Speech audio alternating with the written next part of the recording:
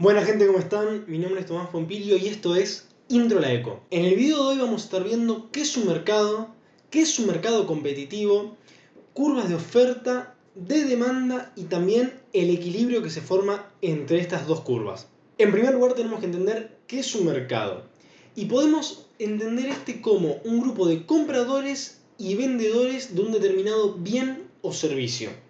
Los compradores son aquellos que demandan el bien o servicio en cuestión, mientras que los vendedores son aquellos que ofrecen el bien o servicio en cuestión. Un mercado competitivo es aquel que cumple con determinados requisitos. Debe tener muchos compradores, muchos vendedores. Estos no deben tener ningún tipo de poder de mercado, es decir, no pueden influir en el precio de un bien o servicio por sí solos. Y también el bien de ese determinado mercado debe ser homogéneo. Es decir, no puede tener variaciones, no pueden tener diferencias este bien.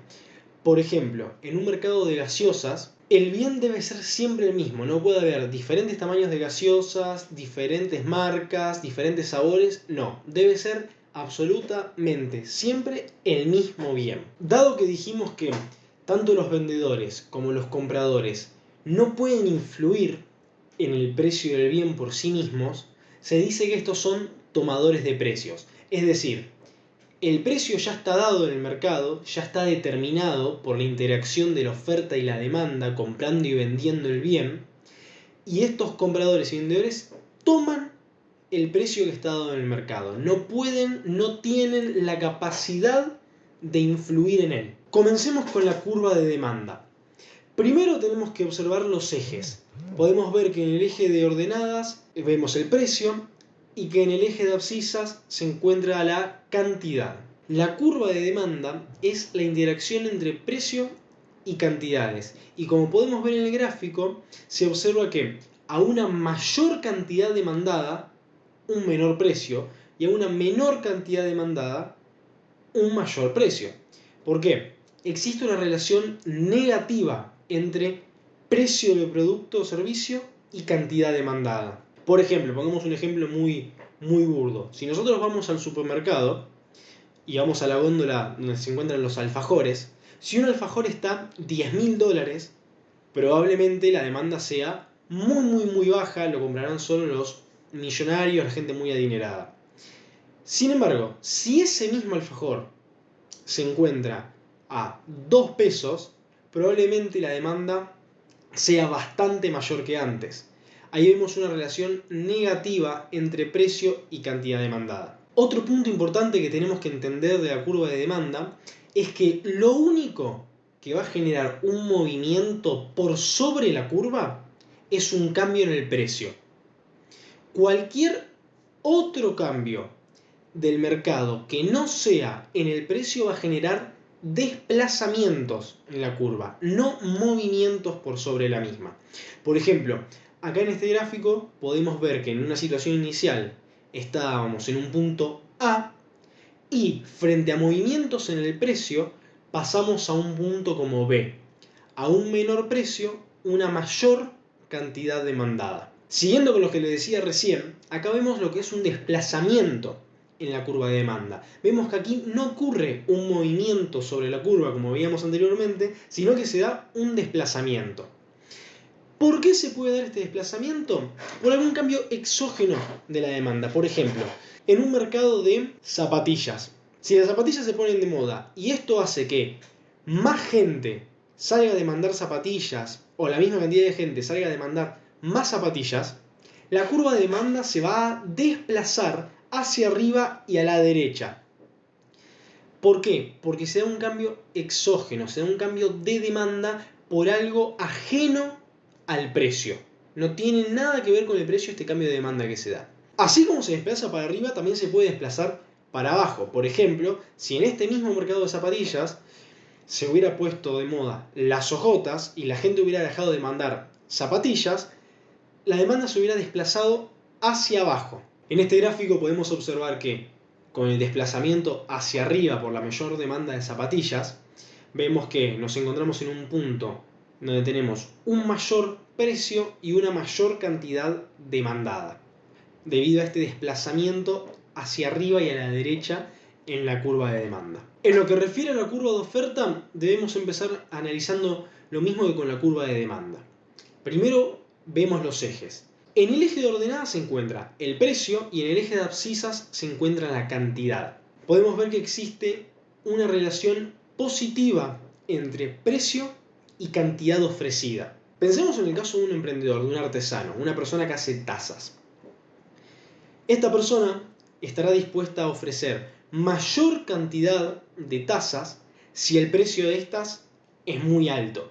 En cambio, si el precio de las tazas es, digamos que 0, este artesano probablemente no ofrezca las tazas o ofrezca muy poquita cantidad. Entonces, acá podemos ver que la relación entre precio y cantidades es una relación positiva, se mueven en la misma dirección. A un mayor precio, mayor oferta de ese bien o servicio. Acá vemos lo mismo que con la curva de demanda. Lo único que puede generar un movimiento por sobre la curva de oferta es un cambio en el precio. Podemos ver que en un primer lugar estábamos en un precio P1 y se ofrecía una cantidad Q1 y frente a cambios en el precio, frente a una disminución, en este ejemplo puntual, del precio, una disminución al punto P2, vemos que la cantidad ofrecida es Q2. Se genera un movimiento por sobre la curva de oferta. No hay ningún tipo de desplazamiento. Vamos a ver ahora lo mismo que vimos con la demanda, un desplazamiento en la curva de oferta. Pensemos en este ejemplo puntual en el sector agrícola, por ejemplo. Acá vemos que hay un desplazamiento para adentro de la curva de oferta, o sea, una contracción de la curva de oferta.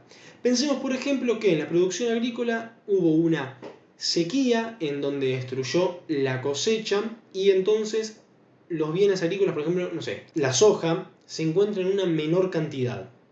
Por lo tanto, se va a ofrecer una menor cantidad de soja de la que se había ofrecido, por ejemplo, el año pasado, debido a esta sequía. Frente a esta caída en la cantidad ofrecida de soja, vamos a estar conviviendo con precios más altos para cada una de las cantidades.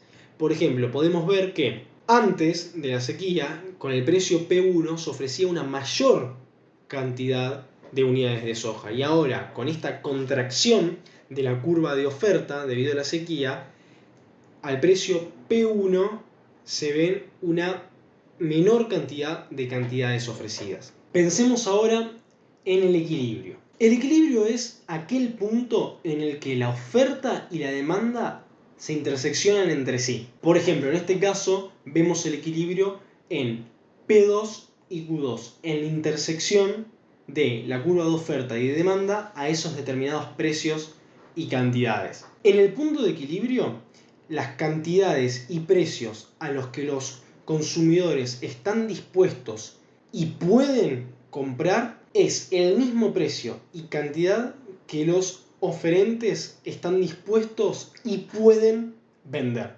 Eso es muy importante que lo tengamos en claro.